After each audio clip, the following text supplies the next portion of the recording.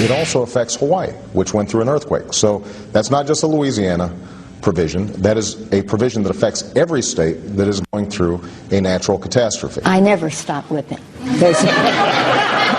There's no beginning, there's no middle, and there's no end.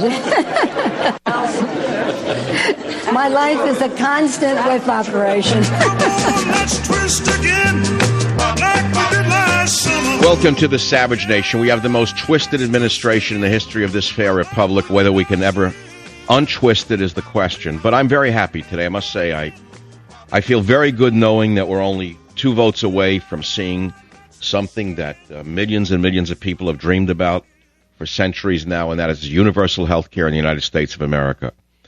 I am unable to sleep knowing that very shortly Obama will have his victory. Nancy Pelosi will have a victory. All of the illegals will get the medical care that they have been denied by the white racist America. All of the deadbeats of the world will be able to come here and take advantage of our wonderful hospitals. I am a happy man today to see that physicians' fees will be slashed 21%. And that's good. The reason that will be good and good for America is because it will drive the greedy doctors out of medicine. And then we'll have people's doctors, the kind that they had on the Mao Zedong, the real doctors. But the greedy doctors will be driven out. I'm also happy to report that very soon, Medicare reimbursements will be cut by $1.3 billion, thereby cutting down on the amount of treatment that people get in America, because as you know, Medicare has too much care. Tens of thousands of doctors and thousands of healthcare institutions, that would be outpatient clinics, hospices, and hospitals, will not be treating Medicare patients because of this problem. And that's good, too, because as you well know, Obama knows best what's good for patients, and he doesn't want those patients to get the care that they don't need. And that's also part of the healthcare reform.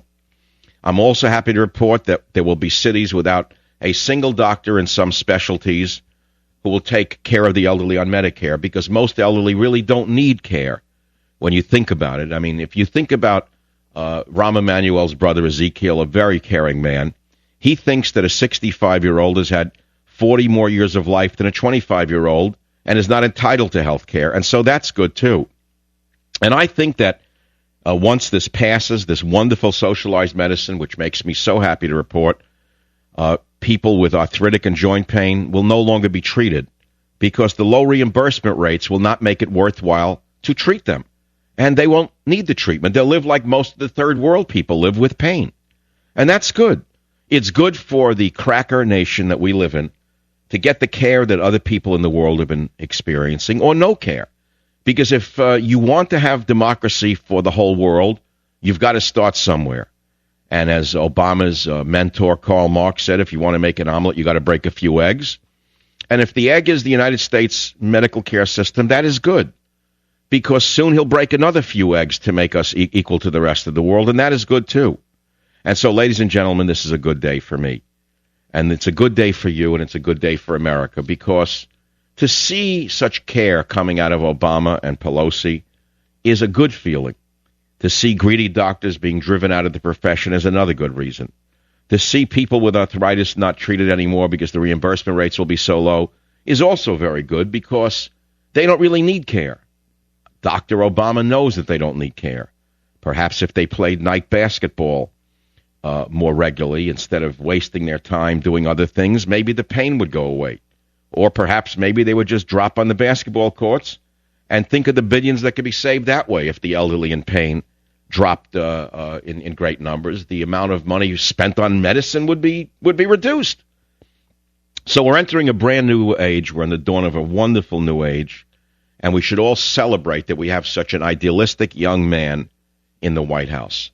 And I want to make a few other comments today, now that we're on the brink of socialized medicine in America that is just so good, which is this. Back in 1965, Malcolm X said that the civil rights movement and civil rights themselves must be achieved by any means necessary.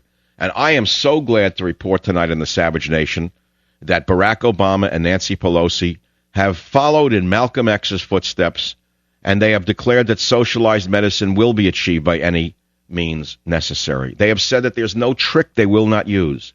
They have committed to no parliamentary procedure that will not be employed. They have said that no bribe will not be paid in order to avoid passing this.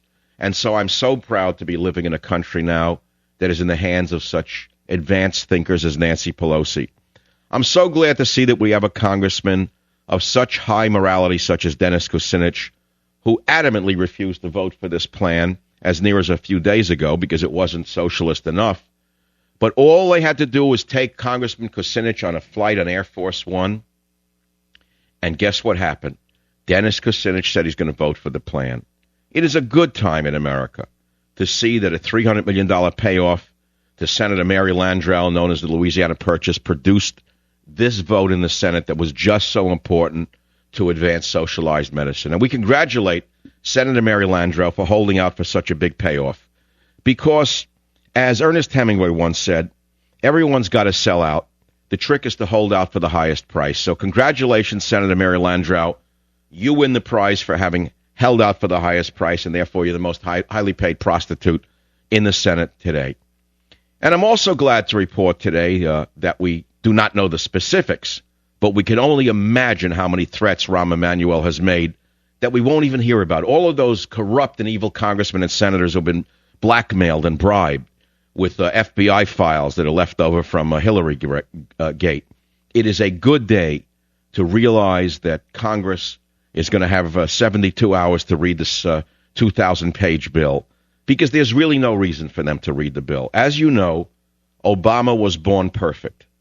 As you know, he was selected by very intelligent people to lead the world to a new world order.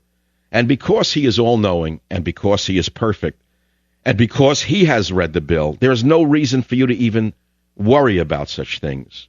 All you've got to know is that you're in very, very, very good hands.